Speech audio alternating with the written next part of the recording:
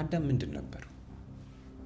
አዳም በገነት ውስጥ የተደላደለ አልነበረውም እኮ ስራ ነበር። እንዳትሰራ የሚያደርግ ላይፍ ስታይል አለ ወይ ነው ጥያቄ። የመጀመሪያ ታላቅ ናቸው ተብለው ስማቸው የሚጠቀሱ ነገሮች በጠቅላላ የተገነቡት በወንዶች ነው። አንተ ምንድነህ? አንተ ነገሮችን ታግለ የማሸነፍ አቅም በውስጥ ፈጣሪ ሰጥተዋል። እሱን ነገር ማድረግ የምትችለው የእውነት ስትታገል ብቻ። ወንድነትን የት ጋ ነው መጠቀም ያለብህ? ያስ ደሃናት አለች በእርግጠኝነት እሷን መሳሪያ አይደለም እንዴ ቲክቶክ ላይ ላይክ በማድረግ ወይንም ሶሻል ሚዲያ ላይ ላይክ በማድረግ አይደለም።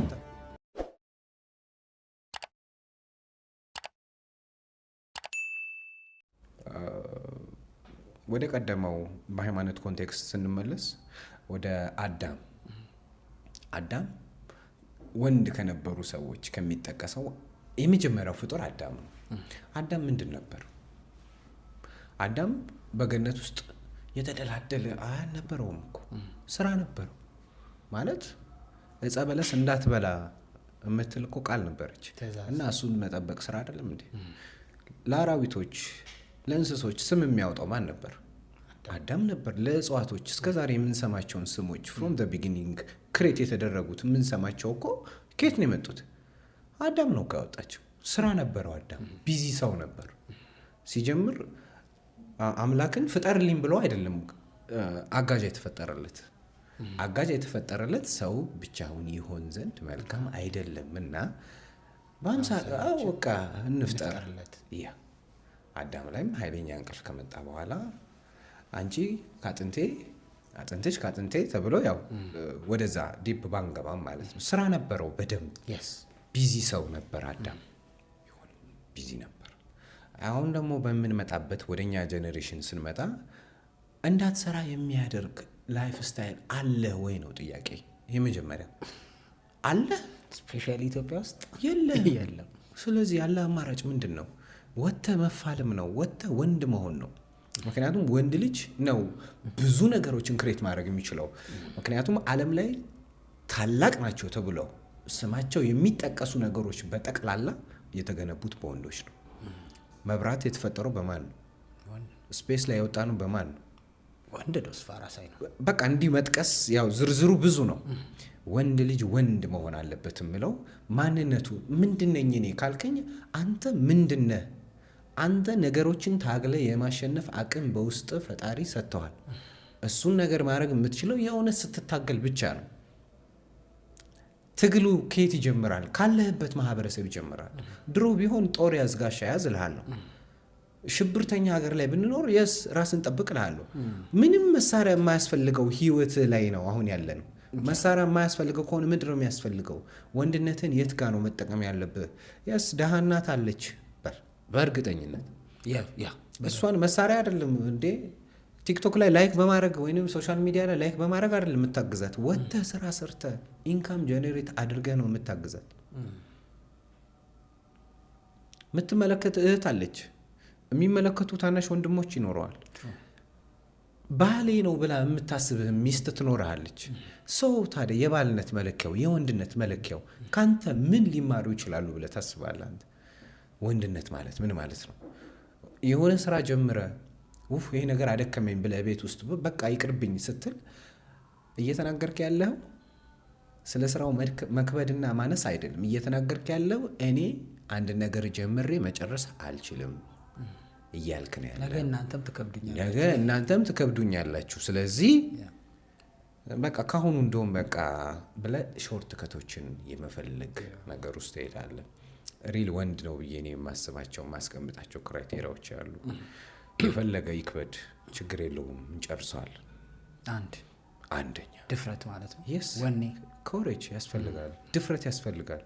ፕላስ እኔ እስካሸንፍ ድረስ ምንም ነገር አያልቅም። አለቀ የሚባለው ሰዎች አይተው አበቃለት ስላለው አይደለም። የሚያልቀው እኔ ሳሸንፍ ብቻ። ወይ ከዚህ ብድር ሲሄድ ነው። አያገባኝ ስለሱ አያገባኝ የኛ እውቀትም የለም። በቃ ሁለተኛ ሰዎች ከወደዱኝ እሰየው፣ ካልወደዱኝስ አዶንት ማይንድ። ምክንያቱም አንተ የምታስበውን አንተ የምትከተለውን ቪዥን እነሱ ሊመለከቱት ሊያዩት አይችሉም። ፈጣሪ ለዮሴፍ ህልሙን ሲያሳየው ለወንድሞቹ ጨምሮ አላሳየም።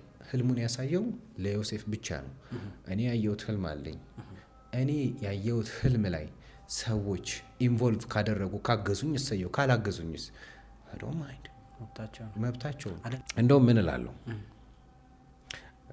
ጌታ ወይ ለጠላቶቼ እድሜ ይስጣቸው፣ በሽታም አይንካቸው፣ ስኬቴን አይተው ህመማቸው ይነሳባቸው እላለሁ።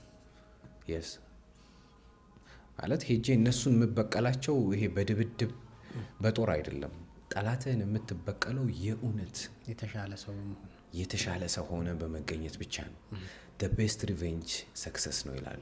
yes መድኃኒት የሌለው የማይገኝለት የትም አዋቂ ጋር ብትሄድ ሰንባዲ በስኬት ከሆነ የተበቀልከው መድኃኒት የለውም ለዛ ነገር። ያንን ስል ማን ነው ብቸኛ ጠላቴ ካልከኝ ያው ድህነት ነው ለኔ። አንደኛ ጠላት የምድር ላይ ድህነት ነው ማለት እስከ ጥግ ድረስ እስኪቀበር ድረስ ታግዬ ማሸነፍ የምፈልገው ድህነትን ነው። የምበቀለውም እሱን ነው። ለምን በዚህ ደረጃ ጠላ? ብዙ ሰው ኮምፎርታብል ነው ከድህነት ጋር። በጣም አሪፍ ኮምፎርታብል የሆኑት እንዳልኩ ነው፣ ወንድነትን የዘነጉ ሰዎች ናቸው። ያው የምናወራው ስለ ወንድነት ታግሎ ማለት ነው። ያ ማለት መልሼዋለሁ ወይ ማለት አንተ እስከ ጥግ መልሰህ ይሆን? ነው እየመለስኩት ነው ያለሁት። ድህነትን 6 ወርም ይፍች 6 ዓመት መቀመቅ አስገባዋለሁ።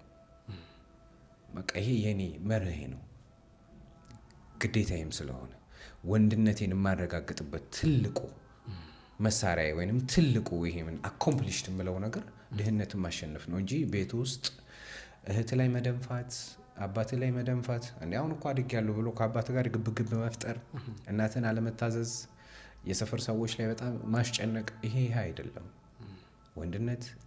ቤተሰብ ፕራውድሊ እሱ ልጃችን ነው እንዲሉ ማድረግ መቻል አለበት። እሱ ስራ ይፈልጋል። ወንድነት ሲባል የሚታገል ብቻ አይደለም። ስትናገር አንደበትህ ሰዎች የሚያደምጡት አይነት አንደበት ቢኖር መልካም ነው። ስትሰማም ሰዎች ውይ ሲሰማም እኮ መልካም ነው ደስ ይላል፣ ሀሳብ ያንሸራሽራል የሚሉ አይነት ሰዎች መሆን አለብህ። አፍ ሲከፈት ጭንቅላት ይታያል እንደሚባለው ራስን በእውቀት የገነባ ሰው መሆን መቻል አለብህ። ሚስትህን ለማስመጥ ኪስህ ብቻ ኤቭሪዴይ አያግዝም። ፋይናሊ ወይ ኪስህ የሚደርቅበት ታይም ይኖርና ወይንም ገንዘብ ማተር የማያደርግበት ታይም ይመጣና ያኔ የእውነት ማንነትን ታገኘዋለች። እና አንተ ስትናገር የምትናገረውን የማታውቅ ከሆነ ምን አይነቱ ነው በእናታችሁ ልትል ትችላለች። ያን ነገር እንዳትለ የግዴታ ራስን በእውቀት ለኪስህ ገንዘብ፣ ለገላ ጥሩ ጥሩ ልብሶችን በለው፣ ጥሩ ጥሩ ነገሮችን በመጠቀም ለስራ ደግሞ ተስፋ ለመቁረጥን ስራህን በእጥፍ ድርብ አድርጎ የመስራት ሞራልን በመያዝ የተሻለ ሰው መሆን እንችላለን ብዬ እኔ አስባለሁ።